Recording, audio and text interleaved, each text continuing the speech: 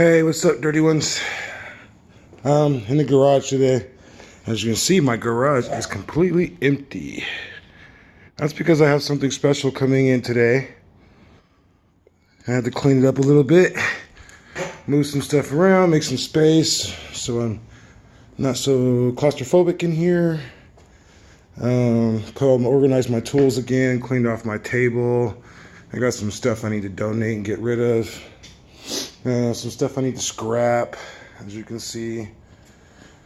And some oil to dispose of. Of course, I want to save the environment so I don't dump my oil down the damn drain like everybody else does. There's my oil catch pans. And there's my old oil.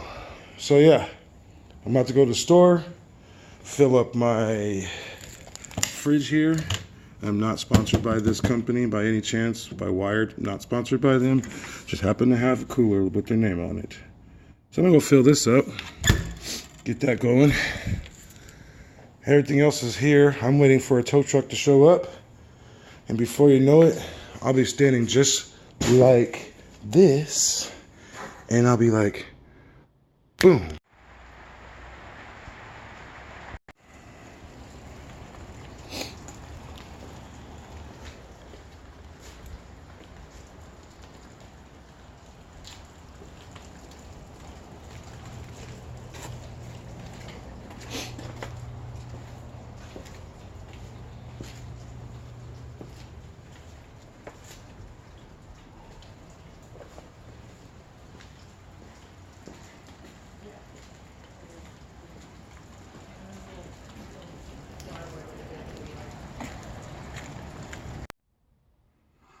All right, YouTube world, it's me, Dirty Ones, are back again.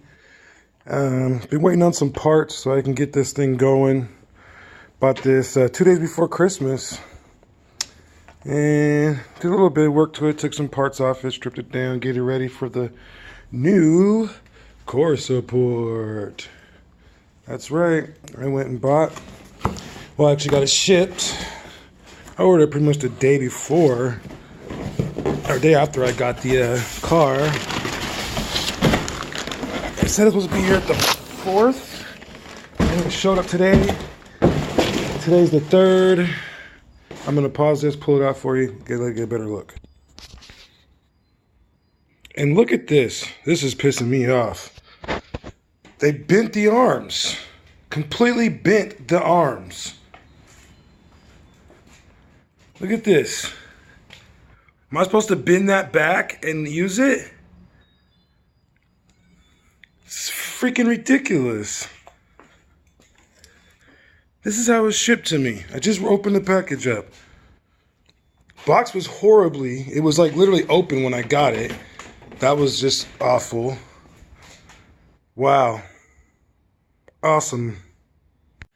All right, so I want to make a quick video on where to find the reinforcement bumper bolts, because I see videos and they always skip past this part, and they are 2 of them, which are located right under here on the bottom half. There's 2 holes that sit right here, and there's one that sits over here. So there's one on this location and then one over this location. It's a 12 millimeter socket. There's one each side. I've already removed it, so you see it coming loose already. Usually most cars have them up front right here, like little 4 bolts, but these, for some reason, they sit way down under there. Can you see them from right there? Yeah, a little bit. You see the holes where they're at? Yeah, those are where they're at. Once you get that out the way, then we can get to moving this core support and get to it. Till then, keep your hands dirty. So, big shout out to Tacoma Screw. I'm gonna tell you why in just 1 second. Hey, Dirty Ones, you know who this is. I'm back at it. Running around chasing parts today so I can get this Mitsubishi done. I just want to give a big shout out to Tacoma Screw. That I'm not sponsored by them. I don't know nobody that works there. I wish I did, but it really doesn't matter because they are so awesome there. This is probably, I've been here dozens of times, and this is probably my 3rd time, I want to say, that they've given me what I wanted for free. Like, it's only a couple screws and some washers, But they don't have to. And out of the kindness of their hearts, they do, which I find really awesome. I mean, it's only a few bucks I save, but a few bucks is a few bucks. I'm not going to complain about something free. I just like their customer service. I think, I mean, yeah, I know some people say it's a few bucks, what's the big deal? But it's the fact that they care to even give it to me for free. That's what's awesome. And this is probably the third or fourth time I've come here for a couple bolts and stuff from my cars. Maybe I've lost some sometimes. Sometimes they strip or whatever. And every time I come here, they seem to give it to me for free. Now, I'm not saying they're going to give it to you for free, okay? Don't get it all misconstrued. All I'm saying is that this is a very, very, very good place to go. Tacoma Screw carries a lot of parts, tools, not parts, let me retract that. It's tools, sorry, mainly tools, screws, bolts, nuts, washers, lock nuts, all the locking washers, all those things you can think of like that, fasteners and stuff like that, they carry plentiful of. They're a big warehouse, so they usually have it on stock. They know how to, if you bring in a screw or a bolt that you don't have any idea of the size or whatever, they can figure it out for you, get the right size, and you're good to go. Like I said, I'm not sponsored by them in any way. I just think they're awesome people. So I give a big thumbs up to Tacoma Screw.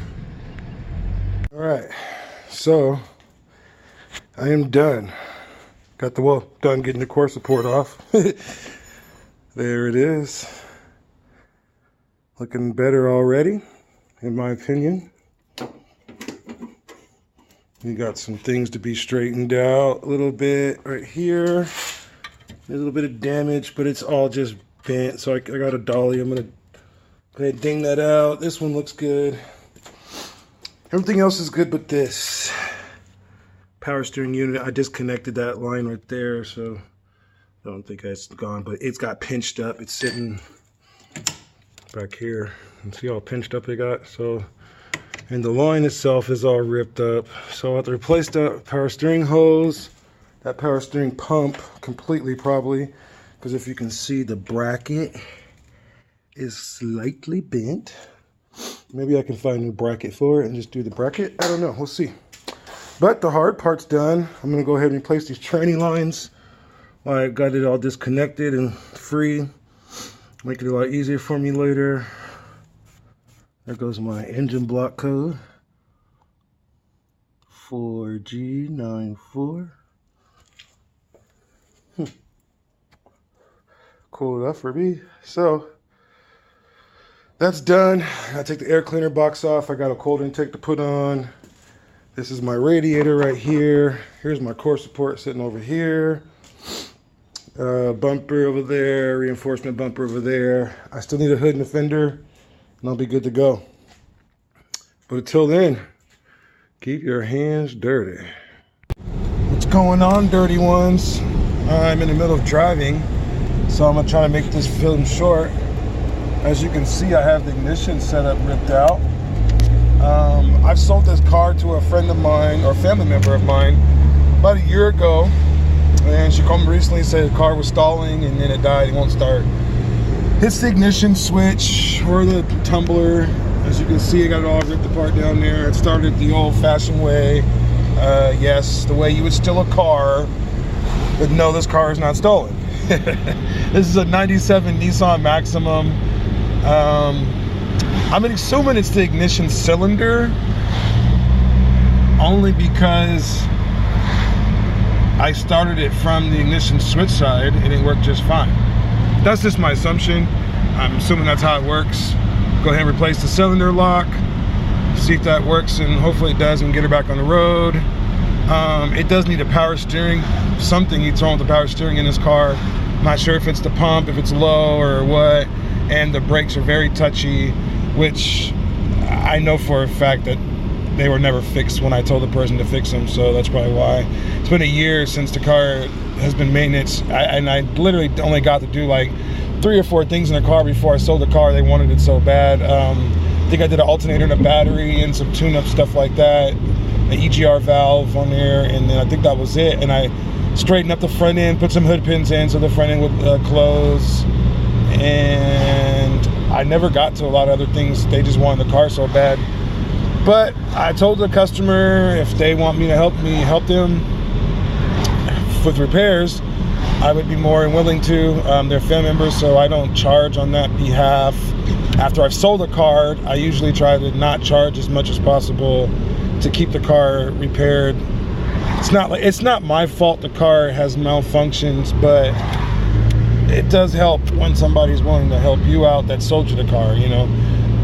I mean, I'm not gonna buy the parts, I'll do the labor, no problem.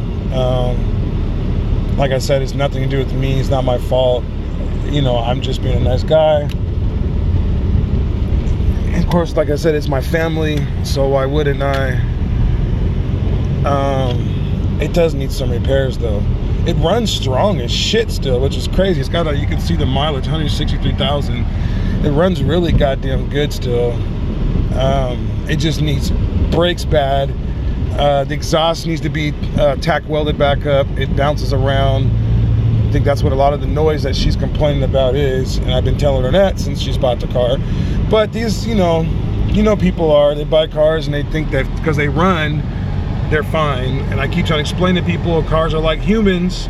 If you don't take care of them, they just get worse and worse, and one problem causes another problem, which causes another problem, and cars are the same way. Gotta take care of them, you know. So I am here to drop off the car to the customer. I've probably talked your freaking ear off for at least 3-4 minutes, and I will get back to you guys soon. I'll be working on my car today. Pulling off my car would be the Lancer, and I'm going to be pulling off the power steering pump today and seeing if I need to just replace the bracket or the pump. We'll see. Till then, keep your hands dirty.